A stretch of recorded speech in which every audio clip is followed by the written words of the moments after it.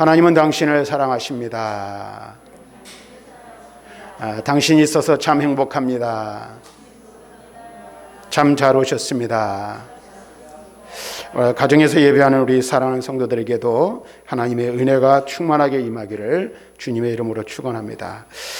우리가 이제 오늘 함께 읽은 이 본문의 말씀을 통해서 지금까지 내가 사랑해야 할 이웃은 누구인가에 대한 부분에 대한 말씀을 함께 나누고 있습니다.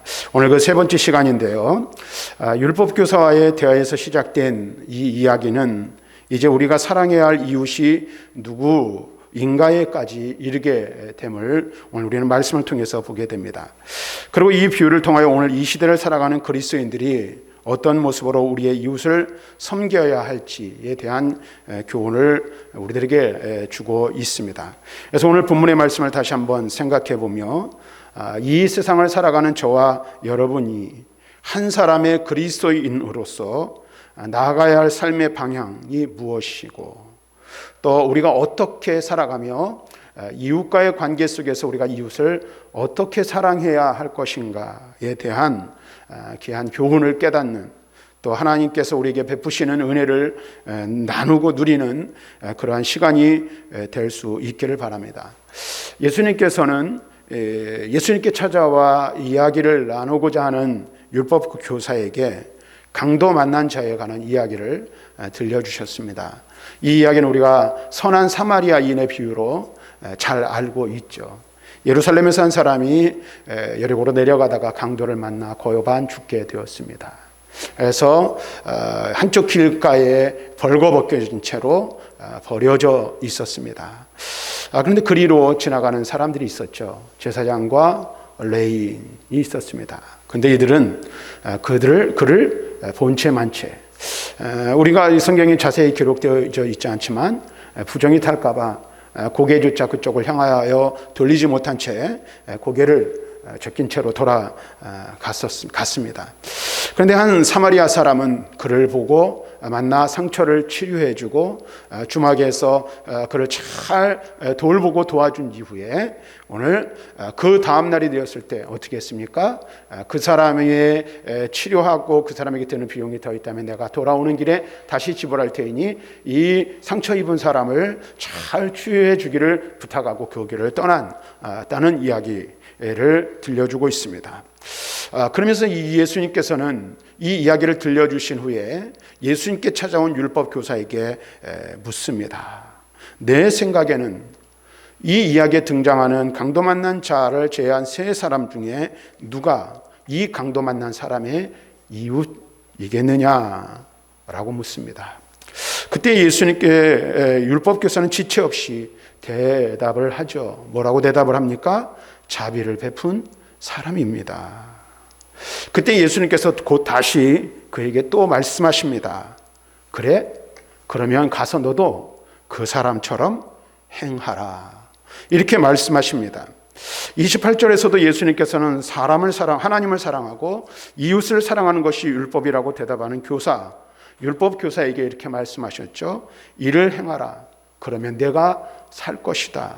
라고 말씀하셨습니다. 사랑하는 성도 여러분, 우리는 여기에서 깨달아야 할 중요한 교훈이 한 가지 있음을 알아야 한다는 것입니다. 그것은 삶을 통하여 아는 것을 실천하는 것이라는 사실입니다.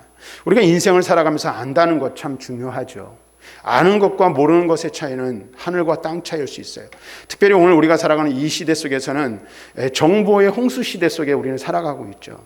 수없이 많은 정보들과 또 수없이 많은 이로운 것들이 우리의 삶에 자리하고 있어요. 그런데 어떤 사람은 그것을 잘 활용하는가 하면 어떤 사람은 그렇지 못한 경우가 있어요. 그 차이가 뭡니까? 아는 것과 모르는 것의 차이라는 것을 우리는 알 수가 있습니다. 여러분들이 다 이제 연세 드신 분들도 요즘은 다 스마트폰을 갖고 다니시잖아요. 근데 저도 스마트폰을 좋은 거를 가지고 있지만 그 많은 수백 가지의 그 기능들이 있지만 다 사용하지는 않아요. 필요가 없어서 사용하지 않는 경우도 있지만 어떻게 쓰는지 몰라서 사용하지 못하는 경우들이 허다하다는 것을 우리는 너무나도 잘 알죠. 인생을 살아가면서 아는 것은 그만큼 중요한 거예요. 알고 모르고의 차이가 우리의 삶을 보다 더 윤택하고 보다 더 나은 삶을 만들어주기도 하지만 그 아는 것을 알지 못할 때 어떻게 해요? 불편함을 감수하는 삶을 살아가야 하는 거예요. 또 깨닫는 것도 마찬가지죠. 우리가 살아가면서 수없이 많은 교훈들을 듣고 여러 가지 많은 일들을 만납니다. 그래서 무엇인가에 대한 깨달음을 얻고 그 깨달음을 통하여 자신을 돌아보고 자기를 반성할 수 있는 것 참 중요해요. 특별히 신앙인들은 더더구나 그렇다라고 말할 수 있습니다. 그렇죠? 여러분들이 믿음의 삶을 살아가면서 내게 베푸신 하나님의 은혜가 얼마나 큰지 우리는 순간순간 깨닫는 은혜가 있어야 돼요. 또 우리가 그 은혜가 얼마나 크고 놀라운 것인지를 어떤 때 우리가 알 수 있어요? 내가 얼마나 하나님 앞에서 큰 죄인인가 라는 사실을 깨달을 때 내가 받은 은혜, 내게 베푸신 하나님의 은혜가 크다는 사실을 우리는 깨달아요. 그리고 그 은혜에 감사하는 삶을 살 수 있죠. 그런데 오늘 예수님께서 율법 교사의 이야기를 통해서 들려주는 이 말씀 속에서 보다 더 중요한 것을 우리는 알아야 한다는 거예요. 그게 뭡니까? 아는 것도 중요하고 깨닫는 것도 중요해요. 그런데 그보다 더 중요한 게 있다는 거예요. 내가 알고 있느냐? 내가 깨달았느냐? 그러면 가서 아는 것, 깨달은 그것을 삶을 통하여 실천하라는 거예요. 오늘 우리가 이 사실을 분명히 알아야 돼요. 어떤 이들은 많이 아는 사람이 있을 수 있어요. 어떤 사람은 날마다 하나님이 우리에게 주신 은혜, 내가 죄인이라는 사실을 깨달을 수 있어요. 근데 거기서 머물고 거기서 그치면 안 된다라는 거예요. 성경이 우리들에게 가르쳐주고 있는 중요한 교훈이 무엇입니까? 우리들에게 요구하고 있는 것이 무엇입니까? 아는 만큼 행하라는 거예요. 깨달은 만큼 실천하라는 거예요. 그래야 우리가 하나님 앞에서 진정한 하나님의 백성으로 하나님의 사람으로 설 수 있다는 사실을 말씀해 주고 있는 거예요. 오늘 예수님께서도 이 율법교사가 찾아와서 얘기해요. 어떻게 하면 영생을 얻을 수 있습니까? 다시 말하면 어떻게 하면 잘 믿을 수 있습니까? 어떻게 하면 잘 내가 하나님 앞에서 인정받는 믿음의 사람으로 설 수 있습니까? 묻는 거 아니겠어요? 우리는 그러한 물음들, 그러한 질문들을 우리 속에 다 갖고 있잖아요. 그런데 예수님께서 뭐라고 말씀하세요? 율법에 대한 이야기, 네가 알고 있는 율법이 무엇이냐 물어보시죠. 하나님을 사랑하고 이웃을 사랑하는 거 너무나도 잘 알고 있어요. 그러면서 예수님께서는 그것을 보다 더 구체화시켜가지고 이 사람이 잘 깨달을 수 있도록 하기 위해서 하나의 이야기를 들려주신 거예요. 그러면서 실생활 속에서 그러면 네가 하나님을 사랑하고 이웃을 사랑하는 것을 어떻게 해야 할 것인가에 대한 것을 이야기를 통해서, 이 비유를 통해서 말씀해 주는 거죠. 실제적인 예를 들어주시는 거예요. 그러면서 예수님이 하신 말씀이 뭐예요? 너도 가서 그렇게 하라는 거예요. 깨달았느냐? 알고 있느냐? 그럼 아는 것을 실천하라는 거예요. 깨달은 것을 실천하라는 거예요. 삶을 통하여 행하라는 것입니다. 깨닫고 아는 것, 그 중요합니다. 그러나 알면서도 깨달으면서도 행하지 않는다면 그것이 무슨 의미가 있고 무슨 소용이 있겠냐라는 것이죠. 그렇다면 여러분 한번 우리가 생각해 보아야 돼요. 삶을 통하여 우리 알고 깨달은 것을 실천하는 것이 왜 중요합니까?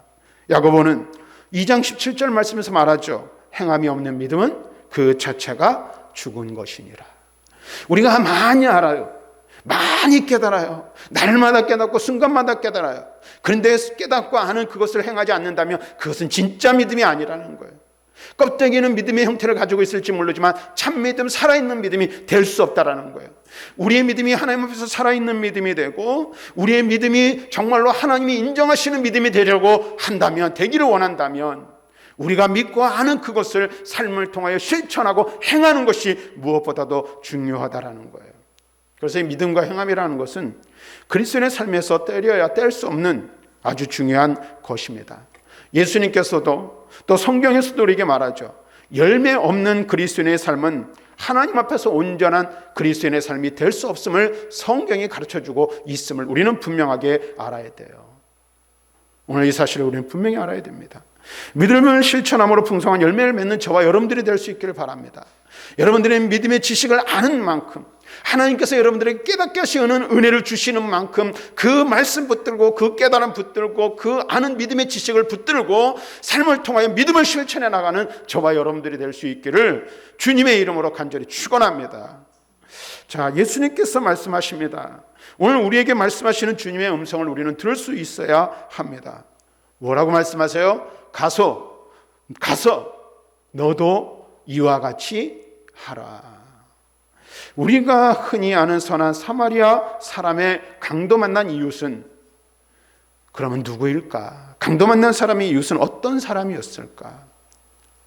그리고 우리는 이 세상을 살아가면서 우리의 이웃에 대하여 우리 자신이 우리의 이웃에게 어떤 이웃이 되어야 할 것인가를 생각해 보아야 합니다. 그것을 알아야 어떻게 해요? 삶을 통해서 그리스도인다운 삶을 실천할 수가 있는 거예요. 그래서 오늘 강도 만난 자의 이야기를 들려주신데 그 이야기를 통해서 강도 만난 사람을 도와준 선한 사마리아 사람을 통해서 우리가 어떤 이웃이 되어야 하는지를 함께 살펴보기를 원합니다. 오늘 말씀을 보면 33절에 보면 이렇게 말씀하시죠. 그를 보고 불쌍히 여겼다라고 말하고 있어요. 이웃을 향한 이 사랑의 실천은 어디서부터 시작될 수 있는가? 바로 불쌍히 여기는 마음에서부터 시작된다는 사실을 알 수가 있어요. 오늘 우리가 잘 아는 이야기 중에 레인과 제사장을 지난 시간에 말씀드렸잖아요. 이해할 수 있다 그랬죠. 왜냐하면 율법으로 치면 그들이 만약에 이 강도 만난 자를 돕는 것이 율법에 의해서는 어떻게 돼요? 부정한 일이 되는 거예요. 근데 그보다 앞서는 게 있다 그랬죠. 그게 뭐라 그랬어요? 사랑이라 그랬어요. 율법을 능가하는 것, 율법을 뛰어넘는 것이, 율법을 이기는 것이 사랑임을 여러분 알아야 돼요. 하나님께서 이 이스라엘 백성 모세를 통한 이스라엘 백성에게 율법을 주셨어요. 근데 그 율법보다 더 큰 계명을 주신 거예요. 그게 뭐예요? 사랑이에요. 사랑. 유대인으로서 레인으로서 제사장으로서 피 흘린 자를 만나는 것이 부정해 줄 수 있어요. 근데 그것을 뛰어넘는 것을 그들은 깨닫지 못했던 거예요. 근데 그 사랑이 어디서부터 시작됩니까? 바로 불쌍히 여기는 마음에서부터 시작된다는 사실을 우리는 분명하게 알아야 돼요. 그래서 저와 여러분들이 이 세상을 살아가면서 하나님께서 내 마음 가운데 이웃을 불쌍히 여기는 마음, 또 다르게 말하면 좀 가까이 실제적으로 얘기하면 여러분의 가정에서 남편과 아내를 불쌍히 여기는 마음이 생기면은요 가정이 화목해질 수가 있는 거예요.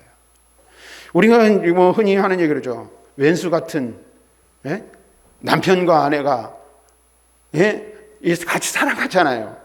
근데 그 왼수 같은 남편을 우리가 어떻게 사랑할 수 있고 어떻게 그 남편을 돌볼 수 있고 그 아내를 돌볼 수 있겠어요? 불쌍히 여기는 마음이 생기면, 측은한 마음이 생기면 그렇게 될 수 있다는 거예요. 근데 여러분 보세요. 성경 야고보서 2장 13절 보면 우리가 굉장히 중요한 말씀을 해주고 있는 것을 볼 수 있는데요. 야고보서 2장 13절에 이런 말씀이 있습니다. 긍휼을 행하지 아니하는 자에게는 긍휼 없는 심판이 있으리라. 긍휼은 심판을 이기고 자랑하느니라. 긍휼 없는 심판. 하나님 앞에 설 때 긍휼이 행하지 않는 자는 긍휼 없는 심판을 받게 된다는 거예요. 심판대 앞에 서게 되면. 그럼 누가 그 심판을 이기고 그 심판에서 하나님의 인정하는 믿음의 자리, 은혜의 자리, 축복의 자리로 나아갑니까? 긍휼이 심판을 이기고 자랑할 수 있게 한다라고 말씀하고 있는 거예요. 여러분 이 원리를 잘 알아야 돼요. 저와 여러분들이 이 자리에 앉아 있는 이유, 우리가 하나님을 아버지라 부를 수 있는 이유, 그리고 우리가 하나님의 백성으로서 이 세상을 살아가며 하나님과 동행하는 삶을 사는 축복을 누리는 이유, 그 다음에 우리가 이 세상을 떠난 이후에 물론 이 세상에서도 주님과 동행하며 이 세상에서 천국을 누리는 삶을 살아가지만 우리가 이 세상의 생을 마감하고 주님께서 우리를 부르실 때에 영원한 천국으로 들어가 영생 복락을 누릴 수 있는 그 이유가 어디에 있습니까? 주님이 우리를 불쌍히 여기시는 것이 바로 그 근거라는 사실을 알아야 돼요. 우리 하나님께서 우리를 불쌍히 여기시고 우리를 긍휼히 여기셨기에 그의 아들 예수 그리스도를 내어주시기까지 우리를 사랑하시고 그 사랑으로 우리를 구원해내신 거예요. 우리는 영죽을 죄인이여 영벌을 받아 마땅한 자이죠. 우리의 힘으로, 우리의 노력으로, 우리의 능력으로는 우리의 죄를 어찌할 수 없는 그런 죄인들이 바로 저와 여러분들이잖아요. 근데 그런 우리를 불쌍히 여기신 거예요. 긍휼히 여기신 거예요. 그래서 하나님께서 그 긍휼히 여기시는 마음으로 우리를 사랑하시고 그의 아들 예수 그리스도를 우리에게 내어주신 거예요. 그래서 우리가 구원받아 하나님을 아버지라 부를 수 있고 영원한 천국을 소망하며 살아갈 수 있게 된다라는 사실입니다. 주님의 긍휼, 하나님 아버지의 긍휼이 있었기에 오늘 저와 여러분들이 있을 수 있었다라는 사실을 우리는 분명하게 깨달아야 돼요. 우리는 주님의 긍휼을 받은 자예요. 주님의 불쌍히 여김을 받은 자예요. 그래서 우리는 어떻게 됩니까? 그러한 사실을 깨닫고 우리들 이웃을 향하여, 우리들 주변에 우리의 도움을 필요로 하는 사람들을 향하여 그들을 불쌍히 여기는 마음을 가지고 그들을 향하여 나아가야 한다라는 사실이에요. 그리고 실질적으로 구체적으로 어떻게 도울 수 있을지를 우리는 그와 같은 마음을 가지고 생각해 보아야 한다라는 거예요. 왜 그래야 할까요? 신명기 15장 11절 말씀 보면 이렇게 말씀하십니다. 땅에는 언제든지 가난한 자가 그치지 아니하겠으므로 내가 내게 명령하여 이르노니 너는 반드시 내 땅 안에 내 형제 중 곤란한 자와 궁핍한 자에게 내 손을 펼지니라. 우리가 사는 이 세상에 물론 그런 말도 있죠. 이 가난은 하나님도 어찌할 수 없다라는 말이 있지만 항상 그것처럼 우리들 주변에 어려운 약자들이 있는 거예요. 우리의 도움의 손길을 필요로 한 이웃들이 우리들 주변에 항상 있어요. 근데 그들을 누가 도와야 합니까? 누가 그들에게 다가가고 그들에게 사랑을 베풀어야 합니까? 오늘 말씀이 뭐라고 말합니까? 내 손을 펴라. 너의 손을 펼치라고 말씀하고 있는 거예요. 누가 해야 되는 거예요? 나더러 하라고 말씀하시는 거예요. 우리더러 하라고 말씀하고 계신 거예요. 오늘 우리가 이 사실을 분명히 알아야 돼요. 사랑하는 성도 여러분, 우리의 도움을 필요로 하는 그 사람이 우리가 섬겨야 할, 사랑으로 섬겨야 할 우리의 이웃임을 꼭 기억하시고 그 일을 삶을 통해 실천하는 저와 여러분들이 될 수 있기를 주님의 이름으로 간절히 축원합니다. 어디서부터 이 마음을, 이러한 사랑, 이러한 실천을 할 수 있어요? 불쌍히 여기는 마음, 불쌍히 여기는 마음이 우리에게 있어야 돼요. 그래서 주님이 우리를 불쌍히 여기신 것처럼 내 아내와 내 남편, 내 가족, 내 이웃을 불쌍히 여길 수 있는 마음을 내게 주십시오라고 기도하시는 저와 여러분들이 되기를 바랍니다. 그 다음에 34절 말씀 보니까 이렇게 말해요. 이 사마리아 사람이 어떻게 했냐면 가까이 가서 기름과 포도주를 그 상처에 붓고 싸매고 자기 짐승에 태워 주막으로 데리고 가서 돌보아 주니라. 여기서 우리가 두 가지 중요한 것을 발견할 수 있어요. 하나는 그를 돕는 거예요. 그렇죠? 가서 그 일을 한 거예요. 도와주는 일을 한 거예요. 불쌍히 여기는 마음에서 시작한. 그 다음에 어떻게 했어요? 상처에 포도주를 붓고 그를 싸매어주고 주먹으로 돌아가서 돌보아 주었다. 뭐 해준 거예요? 치료해 준 거예요. 이것은 강도 만난 자를 위하여 응급조치를 한 것을 볼 수 있는데 우리는 상처받은 이웃을 향하여 그들을 치료하는 치료자, 그들을 돕는 도움의 손길이 되어야 한다는 사실을 우리는 알 수가 있어요. 오늘 우리가 살아가는 이 시대에는 왜 이렇게 상처받은 사람이 많은지 몰라요. 그렇죠? 상처를 입히는 사람도 많이 있지만 상처받은 자가 참 많아요. 그런데 여러분 보세요. 오늘 우리가 사는 이 세상은 어떻습니까? 시절은 좋아지고 삶의 질은 참 높아졌잖아요. 살기 참 편리한 시대를 살아가고 있어요. 우리나라도 이번 코로나 시대가 되면서 살기 좋은 나라 파리에인가 올랐다는 그런 이야기를 들은 기억이 있어요. 겉으로 보면 참 대한민국 되게 대단한 나라 아닙니까? 코로나 방역을 잘하고 또 그다음에 여러 가지 그래서 K 방역 뭐 이런 이야기들을 대대적으로 홍보를 해요. 그런데 여러분 보세요. 그런 것 같지만 마음의 상처는 더욱더 깊어져 가는 것이 오늘 이 시대의 현실이라는 사실을 우리는 알아야 합니다. 그래서 오늘 이 시대를 살아가는 사람들은 물론 저와 여러분도 마찬가지일 거예요. 마음의 위안을 얻고 진정한 안식처를 찾아 헤매고 있다는 사실이죠. 그런데 어떻습니까? 참된 안식을 누릴 수 있고 지친 영혼을 기댈 수 있는 곳이 과연 얼마나 많이 있을까? 이것이 바로 현대인의 문제가 아닌가 하는 생각을 해봅니다. 그래서 오늘 우리가 사는 이 시대는 참 옛날에는 뭐 진짜 정신과 병원에 가면 막 손가락질하고 막 그랬잖아요. 근데 요새는 그게 흉이 되지 않을 정도로 그러한 질환을 갖고 질병을 갖고 있는 사람들이 어마어마하게 많다는 사실을 우리는 알 수가 있습니다. 그런데 오늘 말씀을 보면 이 사마리아인의 이야기를 통해서 가서 너도 이와 같이 하라는 건 뭐예요? 이 선한 사마리아 사람이 강도 만난 자의 도움을 주는 사람이 되고 강도 만난 자의 치료자가 되어준 것처럼 우리도 세상을 향하여 돕는 자가 되고 치료자가 되어야 한다는 사실을 말씀해주고 있는 것입니다. 이런 말이 있어요. 상처 입은 치료자라는 말이 있습니다. 이 말은 1972년도에 발간된 헨리 나우엔이라는 분이 쓴 책의 제목이기도 합니다. 근데 이 책의 핵심은 이런 거예요. 간단하게 얘기하면 사람은 누구나 상처를 입고 있다라는 거예요. 그런데 누구나 다 상처를 가지고 있는데 그 상처를 잘 돌볼 수 있는 사람은, 자신의 상처를 잘 돌볼 수 있는 사람은 타인의 상처도 돌볼 수 있는 사람이 된다라는 거예요. 누구나 상처가 있죠. 누구나 아픔이 있을 수 있어요. 누구나 상처를 지니고 살아가요. 그러나 여러분, 우리가 분명하게 깨달아야 될 게 한 가지 있어요. 우리는 이미 상처가 있지만 그 상처를 예수님을 통하여 치유된 경험을 가진 사람들이라는 사실입니다. 오늘날 코로나 때문에 많이 어려워하고 있어요. 근데 요즘 이제 보면은 이제 백신도 접종을 하고 그다음에 이제 코로나 환자들에게 혈청 치료제라는 것을 가지고 뭘 합니까? 치료약으로 개발해서 그것을 사용해요. 그게 뭐예요? 코로나를 알았던 사람이 코로나를 극복하고 이겨낸 그 사람의 혈청을 가지고 약을 만든 거예요. 치료제를 만든 거예요. 이것 또한 어떤 의미에서는 뭐예요? 상처받았던 사람이 또 다른 사람에게 치유할 수 있는 약이 되어 도움을 주는 것과 같은 원리라고 볼 수 있어요.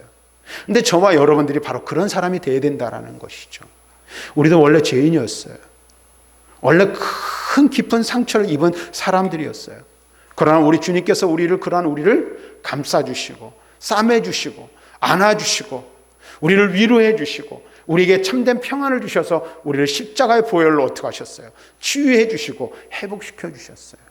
우리는 이 은혜로 말미암아 상처를 치유받은 자, 회복된 자인 줄로 믿습니다. 예수님께서 말씀하시죠. 수고하고 무거운 짐진 자들아 다 내게로 오라. 내가 너희를 쉬게 하리라. 평안을 너희에게 주노니 곧 나의 평안을 너희에게 주노라. 내가 주는 것은 세상이 줄 수도 없고 세상이 알 수도 없는 평안이라고 말씀하고 있어요. 우리는 그 수고하고 무거운 짐을 주님 앞에 다 내려놓은 자이고 우리 주님께서 주시는 평안으로 말미암아 우리는 참된 평안을 얻은 자라는 사실입니다. 그와 같은 것들을 통해서 우리는 어떻게 했어요? 이미 주님 안에서 우리의 상처, 물론 살아가면서 또 크고 작은 상처들을 받지만 이미 큰 상처를 치유받은 자예요. 그리고 치유받았을 뿐만 아니라 주님 안에서 그 모든 세상에서 겪는 상처들을 다시 상처 속에서 치유받고 회복될 수 있는, 쉽게 말하면 오늘날로 말하면 면역력을 가지고 있는 사람들인 줄로 믿습니다. 어떤 면역력? 영적인 면역력, 믿음의 면역력을 가지고 있는 자와 저와 여러분인 줄로 믿습니다. 그럼 이제 우리가 어떻게 해야 돼요? 이 말씀을 통해서 우리에게 말씀하시는 거, 가서 너도 이와 같이 하라는 이 말씀은 무슨 말이에요? 너희가 상처받은 치유자가 되라는 거예요. 너희가 그리스도 안에서 상처를 치유받고 회복을 경험하고 하나님의 은혜를 경험하고 평안을 경험했다면 어떻게 하라는 거예요? 이제 너희가 가서 세상에서 치유자가 되라는 거예요. 너희의 도움을 필요한 자들에게 도움을 주고 너희들로 인하여 평안을 얻고자 하는 자들에게 그리스도의 평안을 전한 자가 될 수 있어야 한다라는 거예요. 다시 말하면 오늘 이 시대에 우리가 세상 속에서 영적인 의사가 되어야 하고 우리 교회는 세상의 영적인 병원의 역할을 감당해야 한다는 사실을 말씀해 주고 있어요. 그래서 영적으로 이 질병에 걸린 현대인들에게 그리스도의 사랑의 백신을 투약하여 저들을 치료하고 회복시키는 일에 힘을 다하는 우리 교회와 성도들이 되어야 한다. 이것이 이웃을 사랑하는 참된 이웃, 선한 이웃이 되는 길이라고 말씀해 주고 있는 거예요. 우리 교회가, 우리 사랑하는 성도들이 그와 같은 사명을 감당하는 은혜가 있기를 주님의 이름으로 간절히 축원합니다. 이제 하나 더 말씀을 드리면 35절에 보니까 이런 말씀이 있어요. 그 이튿날 그가 주막 주인에게 데나리온 둘을 내어주며 이르되 이 사람을 돌보아 주라. 비용이 더 들며 내가 돌아올 때에 갚으리라. 비용이 더 들면 내가 돌아올 때 갚겠다 라고 말씀하고 있어요. 이 말은 이런 거예요. 이 사람은 그냥 당장 눈앞에 있는 것만 도와줄 뿐만 아니라 이웃사랑을 위하여 무한한 대가를 지불할 준비가 되어 있음을 보여주고 있어요. 우리도 그와 같아야 함을 예수님께서 말씀하시는 거예요. 무엇을 말합니까? 지금 이 사마리아 사람은 강도 만난 자의 일면식도 사실 없는 사람이죠. 전혀 모르는 사람이에요. 그런데 불쌍히 여기는 마음에서 시작된 도움을 무한 책임으로 지는 모습에까지 나아가는 것을 보여주고 있어요. 그래서 필요한 경비를 지불하고 이 정도면 됐겠지, 이 정도만 하면 되지 않을까 하는 이런 생각을 하지 않고 그 뒤에 얼마가 될지 알지 못하지만 그 뒤에 발생할 모든 것까지도 자신이 지불하겠다라는 마음을 가지고 실천하는 것을 보여주고 있습니다. 이것이 우리를 향한 주님의 사랑임을 우리는 알아야 됩니다. 주님께서는 먼저 우리를 사랑하셨어요. 제가 설교 중에도 말씀드렸죠. 그래서 하나님이 우리를 사랑하시는 사랑은 어떤 사랑? 먼저 사랑이에요. 내가 하나님을 먼저 사랑한 것이 아니라 하나님이 나를 먼저 사랑하셨죠. 근데 하나님의 사랑은 먼저 사랑일 뿐만 아니라 끝까지 사랑이에요. 요한복음 13장 1절 말씀 보니까 이렇게 말씀하세요. 6월절 전에 예수께서 자기가 세상을 떠나 아버지께로 돌아가실 때가 이른 줄 아시고 세상에 있는 자기의 사람들을 사랑하시되 끝까지 사랑하시니라. 끝까지 사랑하시니라. 이게 진짜 사랑이죠. 진정한 사랑이죠. 끝까지 책임지는 거예요. 우리가 왜 이웃을 사랑해야 할까요? 왜 우리가 이웃에 대하여 무한한 책임을 지고 그 책임의식을 가지고 나아가야 할까요? 우리 그럴 수 있어요. 우리도 모자른데 왜 나누어 줘야 하는 걸까? 나도 힘든데, 우리도 힘든데 왜 도와주어야 하는 것일까? 이런 이야기를 할 수 있어요. 지난 설 전에 우리 교회가 몇 년째 하는 일을 했죠. 그래서 작년에 처음으로 우리가 예산에는 반영이 되어 있지만 이웃사랑 헌금이라는 것을 작년에 이어서 올해도 하고 백학면에 있는 26가정을 저희들이 설 전에 명절날 이렇게 따뜻한 고기라도 한 근 끊어서 드시라고 농협 상품권을 통해서 도운 일이 있었습니다. 저한테는 그런 얘기가 들려오진 않지만 성도님들 중에서 그런 생각을 할 수 있어요. 우리 교회도 어렵고 힘든데, 그리고 코로나 때문에 힘들고 어려운데 왜 목사님은 자꾸만 이런 일을 하시는 걸까 할 수도 있어요. 이해하죠. 근데 예수님께서 오늘 말씀해 보니까 뭐라고 말씀하세요? 이 사마리아 사람들을 통해서, 선한 사마리아인을 통해서 우리에게 들려주시는 말씀은 뭐예요? 우리의 이웃을 향하여 무한 책임, 무한 사랑을 우리도 실천하는 공동체가 되어야 한다라고 말씀하고 있는 거예요.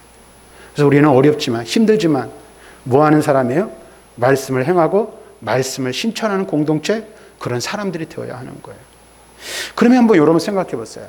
나도 어렵고 나도 힘든데 왜 그럼 그렇게 해야 되는가? 왜 그럴까요?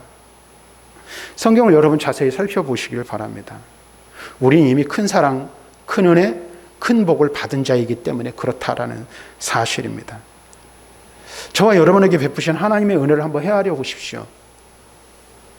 그리고 제발 삶을 통해서 그것을 경험했으면 좋겠어요.